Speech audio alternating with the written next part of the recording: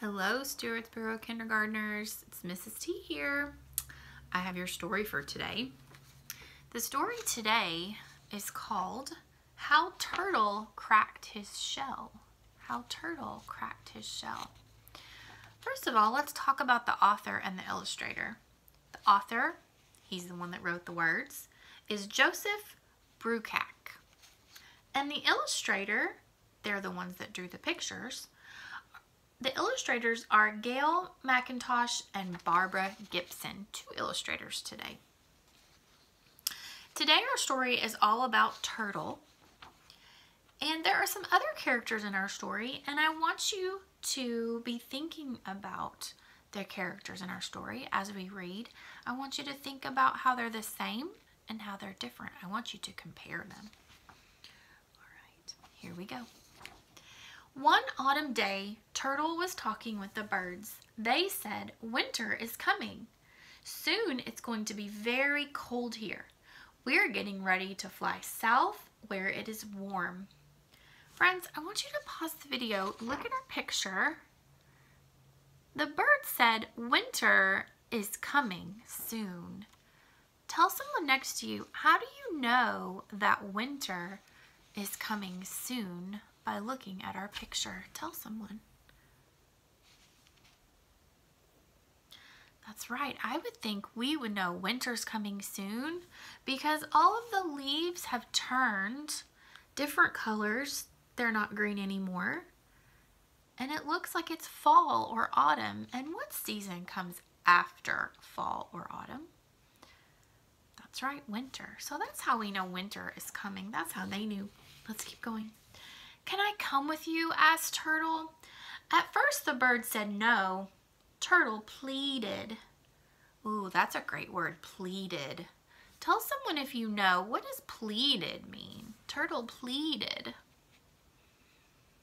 Yes, I think that means he begged them or asked them over and over to let him go. He pleaded with them. He said, "There must be some way I can go with you." Finally, the birds agreed. "Use your mouth to hold on tightly to this stick," the birds explained. Turtle did just that. Then the two big birds grabbed the ends of the stick. Soon they were all high in the sky, including Turtle. Let's keep going. Turtle had never been so high off the ground before. He could look down and see how small everything looked. He wondered about how far they had come and how far they had to go. Turtle tried to get the birds' attention. He rolled his eyes at them, but they did not notice. He waved his legs too. He couldn't get their attention. Friends, pause the video and tell someone next to you, what is another way that Turtle could have gotten their attention? Well, let's see what Turtle does. Frustrated, Turtle opened his mouth to speak. At that moment, he let go of the stick and began to fall. He fell down from the sky and hit the ground hard. Oh no. Turtle's body ached. He ached so much he did not notice that his shell had cracks all over it. He crawled into a pond and swam down to the bottom. There he dug a hole in the mud and slept all winter long. Friends, do you notice?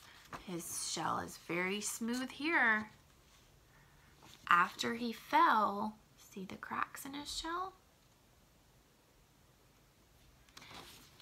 So he decided to dig a hole and sleep all winter. In the spring, Turtle woke up. He was very proud of the cracks in his shell. Ever since then, every turtle's shell looks like it has cracks all over it. Friends, can you tell me, is this a fiction or a non-fiction story? What do you think? Tell someone next to you. That's right. It's a fiction story because it's not true. It's made up. How do we know it's made up? Can you tell someone? How do we know? What are some things that tell us that this is a fiction story? Well, Turtle talked to them, didn't he? And turtles don't really talk in real life. Also, this is a pretend story about how turtles got their cracks on their shells.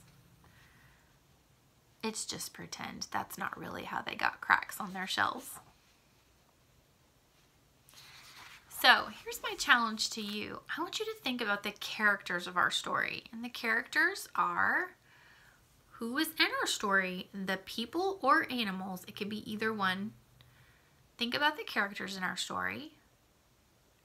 And I want you to write and tell me how they're the same and how they're different. How are the characters the same? And how are they different? Try to write 2 or 3 sentences. And draw me a picture. Draw me a picture of the characters of our story. All right, kindergarten friends. Thank you so much for joining me today. I'll see you soon. Bye.